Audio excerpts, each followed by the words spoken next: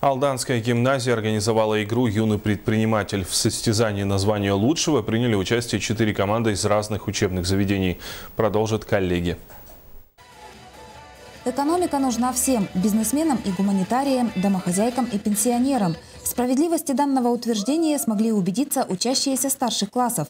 4 команды школы номер 1, лицея Алданской и Нижнекуранахской гимназий поборолись за почетное звание лучшего предпринимателя. Главной целью поединка организаторы назвали формирование у подростков знаний основ предпринимательства.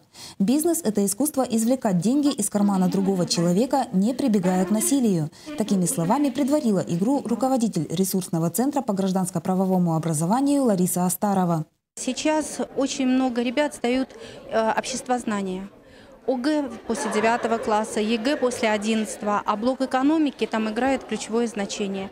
И понятно, что термины экономические ребята должны знать очень хорошо. Игра включала 7 испытаний. Знание основных терминов, качество мышления, ораторские способности, умение находить выход из смоделированных ситуаций и принимать нестандартные решения – важно было все.